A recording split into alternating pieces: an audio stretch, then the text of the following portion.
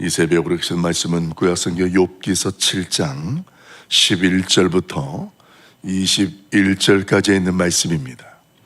구약성경 768쪽 욥기서 7장 11절부터 마지막 21절까지 있는 말씀을 우리 같이 한 목소리로 합독하도록 합니다. 우리 11절부터 같이 봅니다. 그런즉 내가 내 입을 금하지 아니하고 내 영혼의 아픔 때문에 말하며 내 마음의 괴로움 때문에 불평하리이다.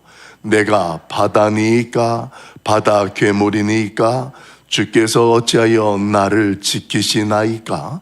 혹시 내가 말하기를 내 잠자리가 나를 위로하고 내 침상이 내 수심을 풀리라 할 때에 주께서 꿈으로 나를 놀라게 하시고 환상으로 나를 두렵게 하시나이다.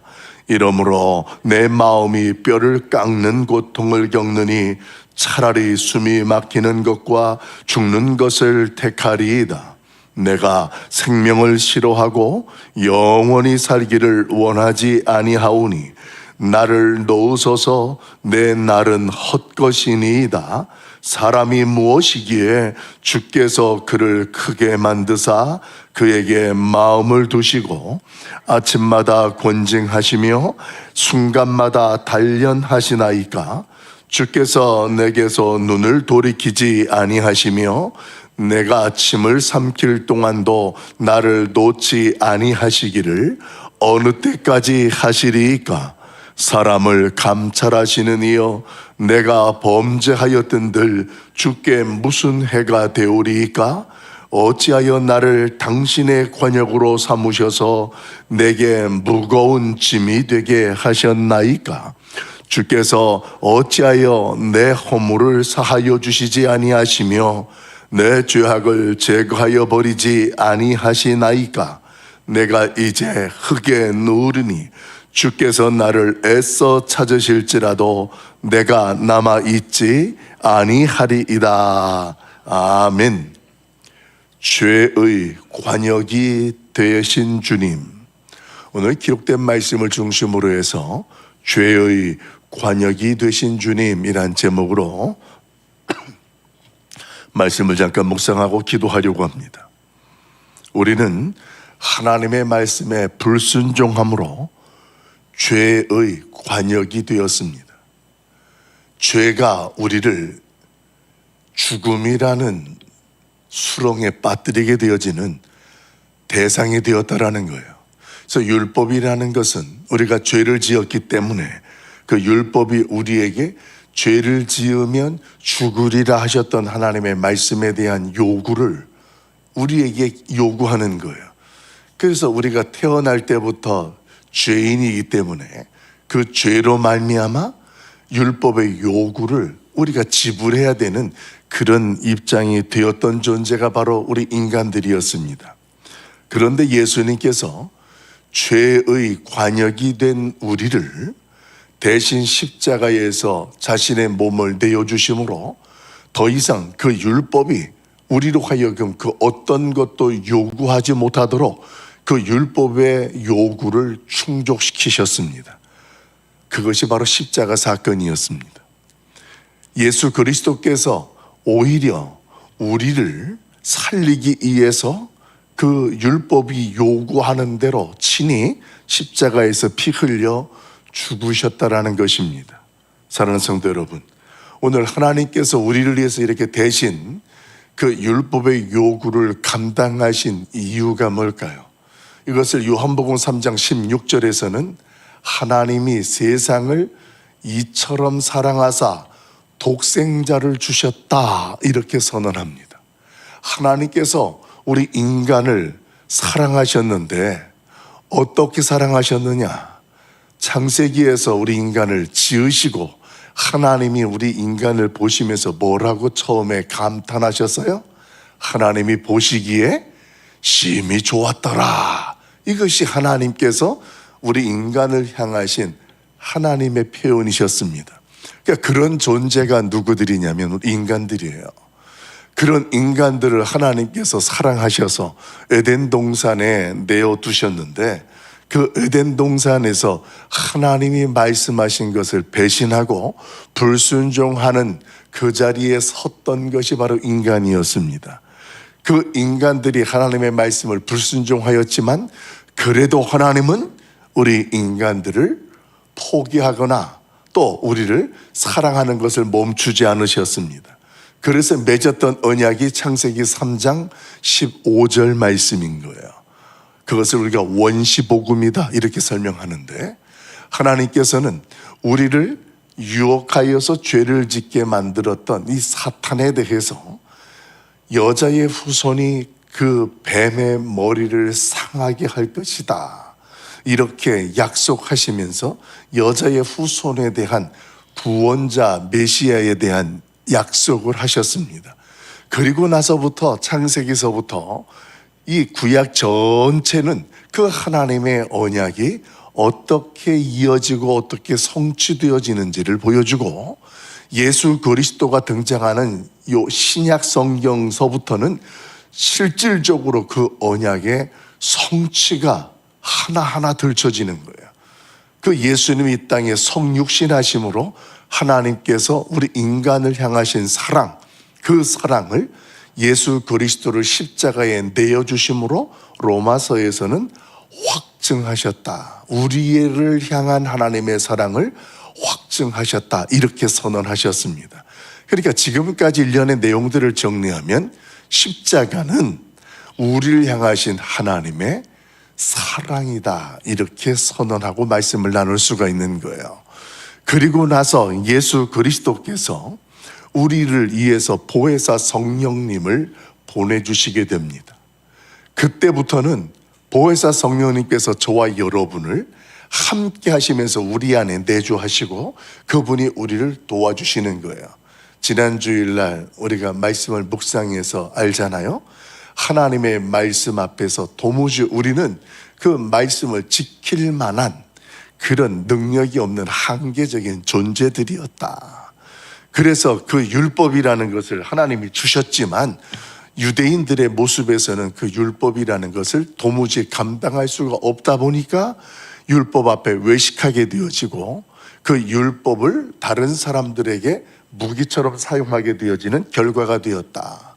사실 하나님께서 율법을 주신 것은 그 율법을 통하여서 하나님의 은혜와 축복을 누리고 확인하게 하기 위한 목적으로 주었지만, 그 율법을 받은 유대인들은 오히려 그 하나님을 의지하기는커녕 그 하나님을 멀리 떠나는 두 가지의 큰 죄악을 저지르게 되었다 말씀을 나눴습니다.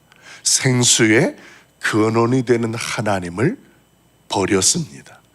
생수의 근원, 자신들이 선민이 되어지고 살아갈 수 있는 근거가 되어지는 이유가 하나님인데 그 하나님을 버린 거예요. 하나님을 떠나서 살다 보니까 그들의 은혜와 축복이 없으니 얼마나 그 인생이 고달프고 그 영혼이 갈증이 날까요? 그래서 대안적으로 그들이 세상의 그 어떤 것들을 의지하고 찾고 섬기게 되어져요. 이것이 스스로 터진 웅덩이를 판 것이었다. 이렇게 하나님은 명확하게 이스라엘 백성들의 악에 대하여서 선언해 주셨습니다. 그런데 그 두 가지의 죄악이 오늘날 이 시대를 살아가는 우리들도 동일하다라는 거예요. 하나님을 하나님으로 인정하지 아니하고 하나님을 버리고 그 세상의 그 어떤 것들을 의지하고 섬기는 것. 오늘 욥이 고통을 당하게 되어지는 현장의 주제가 무엇이었냐면 1차적으로 재물이 모두 다 물거품이 되었습니다. 물질 때문에 괴로워해요. 또 자식 때문에 괴로워했습니다. 또 건강 때문에 오늘 괴로워했습니다. 이 문제들이 다 동일해요. 우리 인간들이 이 땅에 살아가면서 하나님 앞에 하나님의 도우심 받은 것들이 똑같다라는 것입니다. 그런 상황 속에 오늘 하나님께서 욥을 통하여서 깨닫게 하는 것은 그런 내 차이점이 있다라는 거예요. 세상 사람들은 돌이키지 아니하였지만 욥은 그런 현실 속에서 원망도 하고 이 안에서 탄식도 하지만, 그러나 이것이 하나님 앞에서 토로하고 그 하나님 앞에 은혜를 구하는 고백으로 엎드려져 있다라는 점입니다. 그래서 어제까지 말씀을 나눴던 내용을 보면 우리가 하나님 앞에서 고통스러울 때, 슬플 때에 하나님 앞에서 나의 있는 모습 그대로 하나님, 나는 한계를 가진 존재입니다. 그래서 하나님 앞에 있는 모습 그대로 탄식하고 눈물 흘리고 고백하는 것이 우리의 믿음의 없음이 되지 아니한다라는 것에 대해서 우리가 분명하게 확실하게 정리가 되었습니다. 그러면서 오늘 소개되어지는 욥의 모습은 어떤 모습이냐면 자신의 인생의 헛됨, 물질도 그렇고 가족도 그렇고 건강도 그렇고 돌이켜보니까 그런 것들이 중요하기는 하지만 그것들을 지금 사라지고 보니 이것보다 더 소중한 것을 뭔지를 알게 된 거예요. 그래서 헛된 것임을 깨닫게 되어지고 친구들과의 논쟁을 통하여서 오늘 그가 위로를 받기는커녕 오히려 그 친구들 때문에 고통을 당하던 그의 시선이 완전히 바뀌어집니다. 친구들과의 논쟁에서 누구에게로 바뀌어지느냐? 하나님과의 시선이 맞춰지게 돼요. 그동안에는 1차적으로 이 엘리바스라는 친구, 그 다음에 빌닷이라는 친구들도 또 등장할 겁니다. 그런 친구가 하는 이야기에 대해서 아니야, 나는 하나님 앞에 그렇게 특별하게 회개할 것이 없어. 이러다 보니까 본질적으로 자신이 죄인이었었는데 친구들의 말에 근거해서 나는 너희가 말하는 것처럼 그렇게 숨겨진 죄를 짓지 않았다라는 변명과 함께 자신의 중심과 뭔가 자꾸 달라지는 거예요. 그런 모습 속에서 오늘 그가 이제 결정을 하는 거예요. 이젠 지금 너희들과 계속 논쟁하지 않고 하나님 앞에 내가 토로하겠다. 그래서 그 하나님께 시선을 돌립니다. 그래서 조금 전에 읽었던 내용은 말이에요, 친구들과의 대화가 아니라 하나님 앞에 이 속에 있는 것들을 다 토로하고 내어놓는 하나님을 바라보는 시선으로 고백하는 내용이 소개되어집니다. 자신의 형편을 헤아려 주지도 않고 자신이 고통을 견디지 못한다라는 것을 보면서 오늘 친구들은 회개하고 하나님 앞에 돌이키라고 그를 판단하고 정답만 주려고 하였던 그런 현실이었습니다. 그러자 본격적으로 이제 욥은 사람을 대상으로 하는 것이 아니라 하나님을 중심으로 해서 자신의 생명이 이어지는 동안 하나님이여 나를 긍휼히 여겨주소서, 이렇게 간구하는 자신의 고백을 하게 됩니다. 어느 정도로 처절하느냐? 우리 19절 말씀 한번 읽어볼까요? 19절 말씀 같이 보도록 합니다. 19절 봐요. 시작. 주께서 내게서 눈을 돌이키지 아니하시며 내가 침 삼킬 동안도 나를 놓지 아니하시기를 어느 때까지 하시리까? 아멘. 여러분 19절 말씀은 말이에요, 이 내용이 상반적인 내용을, 이중적인 내용을 포함하고 있음을 우리는 알아야 돼요. 지금 욥이 얼마나 고통스럽고 힘든지 자신의 현실에 대해서 친구가 아니라 하나님께 고백하는 거예요. 주께서 내게서 눈을 돌이키지 아니하시며, 그러니까 지금 이야기는 뭐냐면 자신이 지금 고난당하고 고통당하고 친구들 때문에 실망하고 절망당하는 이 모든 것들을 어떻게 지금 그가 바라보냐면 하나님께서 자신을 주목하고 계시는 것, 친구를 통하여서 받는 고통이지만 이것 또한 하나님의 섭리와 통치 안에 있음에 대해서 그는 전혀 의심하지 않습니다. 어느 정도로 그 다음이 표현되어져요. 내가 침 삼킬 동안도 나를 놓지 아니하시기를.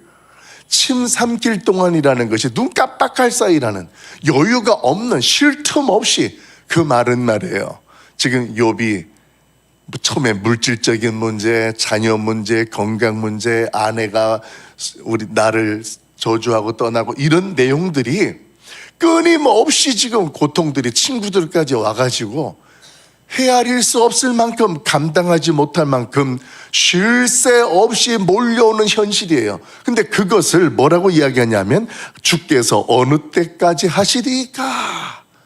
자신이 당하고 고통스러운 현실 속에 사람에게 하던 것을 이제는 이것이 아니구나, 그 사람에게서 멈추고 그 하나님 앞에 고백하며 나아가는 것입니다. 여러분, 그가 그 처절함을 하나님 앞에 고백하면서 사람이 무엇이기에 주께서 이렇게 크게 만드시고 아침마다 권징하시나이까.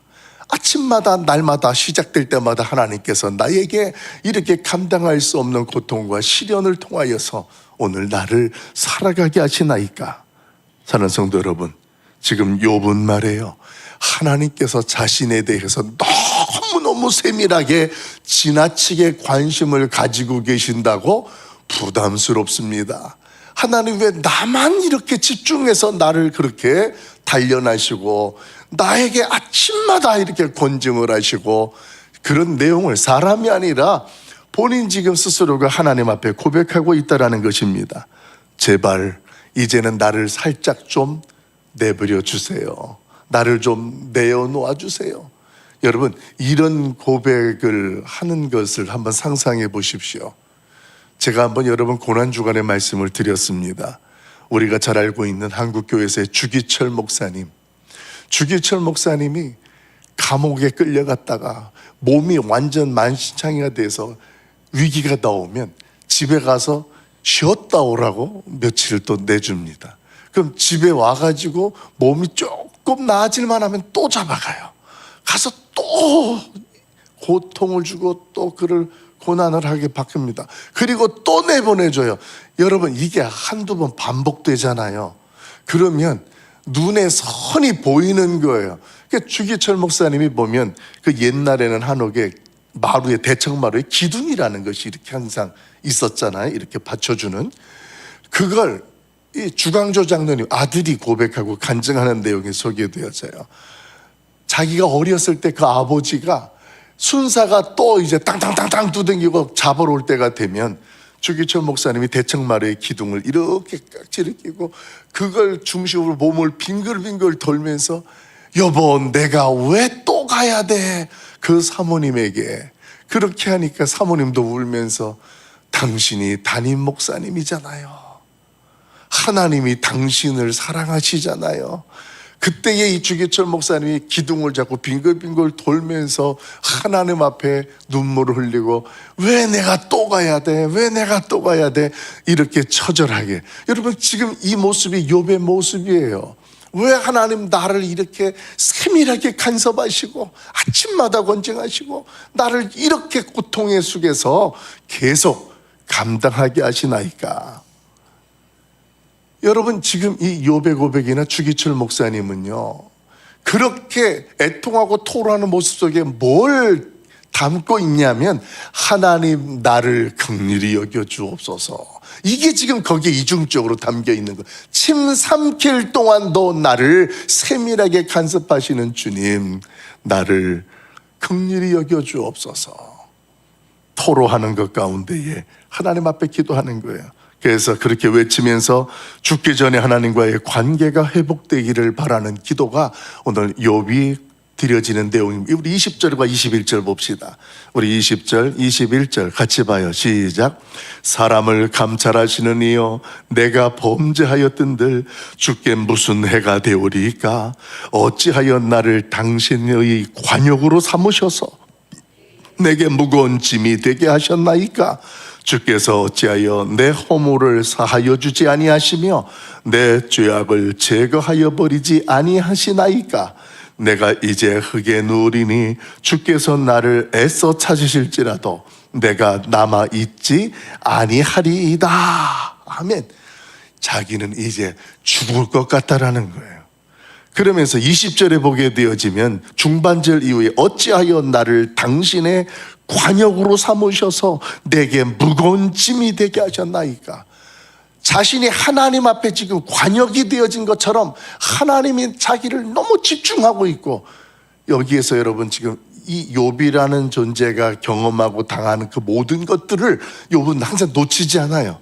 이게 하나님의 섭리와 하나님의 신실하심을 벗어나지 아니하고 오늘 그것들을 지금 계속해서 이것도 하나님께서 나에게 집중하시고 세밀하게 역사하시고 허용하신 것들이다. 여러분, 오늘 욥은 여전히 하나님을 떠난 것이 아니라 그 하나님 앞에 매달려 있고 긍휼을 구하고 있다는 것입니다. 여러분, 오늘 욥처럼 이렇게 우리의 인생 가운데에 하나님의 시선이 부담스러우신 분이 계십니까? 그럴 때 있잖아요. 왜 하나님은 나에게만 이렇게 여러분, 이런 생각이 들 수 있어요. 그런데 결코 그게 하나님을 버리거나 떠난 게 아니라는 거예요. 그리고 두 번째로 중요한 것은 말이에요, 오늘 우리가 경험하는 고난은 하나님이 나를 관심 대상으로 삼고 있다라는, 나를 관심 가지고 있다라는 증거인 줄을 깨달을 수 있길 예수님의 이름으로 축원합니다. 하나님이 저와 여러분을 기억하시고 사랑하시니까 오늘 하나님이 나에게 세밀하게 관심하시는 거예요. 여러분, 인간들 사회에서도 마찬가지고 하나님과의 관계에서도 우리가 가장 큰 고통이 뭐냐면 하나님의 무관심이에요. 사람들 관계 속에서도 사람의 무관심이 얼마나 고통스럽고 서운한지 몰라요. 여러분이 인생을 돌이켜 보십시오.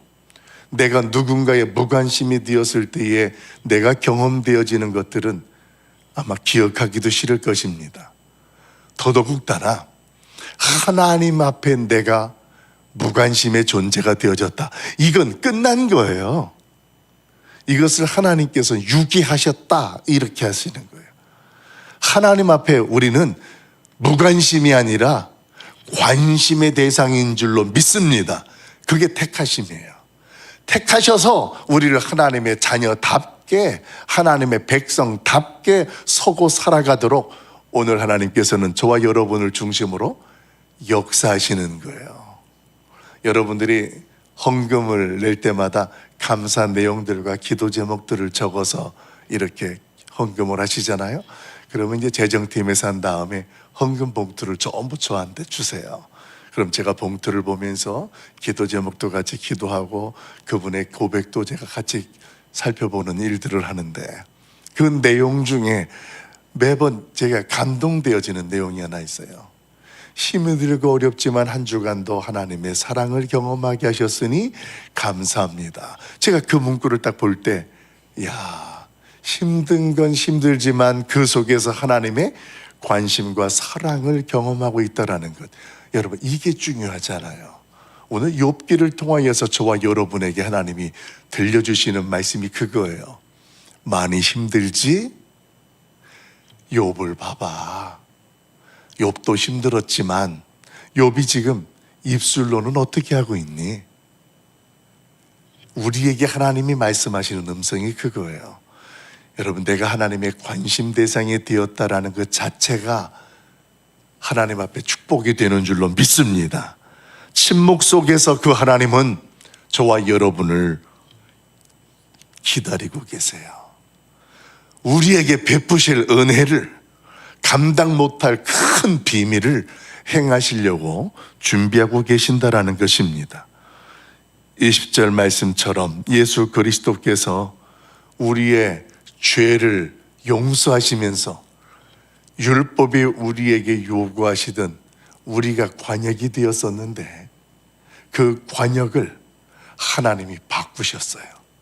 그래서 우리에게 더 이상 율법 아무것도 요구하지 못하고 예수님이 대신 관역이 되어주신 겁니다. 이게 십자가 은혜입니다. 오늘도 그 은혜 안에 나를 위해서 대신 십자가에서 관역이 되어주셨고, 그리고 오늘도 나를 빚어가시는 그 하나님의 역사하심 안에 하나님과 동행하고 그 하나님의 긍휼하심을 경험할 수 있기를 예수님의 이름으로 간절히 축원합니다. 기도하겠습니다. 사랑 많으신 아버지 하나님, 인생의 고통 중에 고통만 있는 것이 아니라 내가 하나님의 관심의 증거라는 것을 알게 하신 주님, 아침마다 일어나면 괴롭고 저녁마다 누우면 뒤치다거리는 우리 인생의 고달픔 현장 속에 오늘 그 하나님이 나와 여전히 함께 하시고 대신 그 죄의 관역이 되어주셨다라는 사실을 기억하게 하시니 감사합니다. 하나님께서 나를 대신해서 그 율법의 요구를 감당하셨는데, 그리고 하나님은 나를 관심을 가져주셨는데, 나는 하나님에 대하여서 관심보다 나에 대한 관심, 세상에 대한 관심을 더 가지고 있었던 것들을 용서하여 주시옵소서. 예수 그리스도께서 십자가에서 피 흘리신 것처럼 하나님과 교회를 위해서 이제는 땀방울을 흘리는 하나님의 사람들로, 그 하나님을 누구보다도 더 사랑하는 하나님의 사람들로 삼아 주시옵소서. 이제 새생명 축제를 준비하며 우리가 작정한 VIP들을 놓고 만나고 찾아가고 섬기고 있습니다. 우리 하나님께서 긍휼을 베풀어 주시옵소서. 하나님이 그들이 알지 못하는 십자가의 사랑을 알게 하시고 세상의 헛됨 가운데에 참 가치를 발견할 수 있는 기회가 되도록 우리 교회의 새생명 축제 위에 함께 하시고 이를 위해서 애쓰고 수고하는 자들 위에 은혜를 더하여 주시옵소서. 오늘도 이 새벽 기도하러 나온 주의 백성들 발걸음이 복되게 하시고 기도하는 자마다 하나님의 선하신 뜻을 분명히 깨달을 수 있고 인도함 받을 수 있도록 은혜 더하여 주시옵소서. 이 모든 말씀을 우리 주 예수 그리스도 이름으로 간절히 축복하며 기도하옵나이다. 아멘. 하늘에 계신 우리 아버지여, 이름이 거룩히 여김을 받으시오며 나라가 임하옵시며 뜻이 하늘에서 이루어진 것 같이 땅에서도 이루어지이다. 오늘날 우리에게 일용할 양식을 주옵시고 우리가 우리에게 죄 지은 자를 사하여 준 것 같이 우리 죄를 사하여 주옵시고 우리를 시험에 들게 하지 마옵시고 다만 악에서 구하옵소서. 이게 나라와 권세와 영광이 아버지께 영원히 있사옵나이다. 아멘.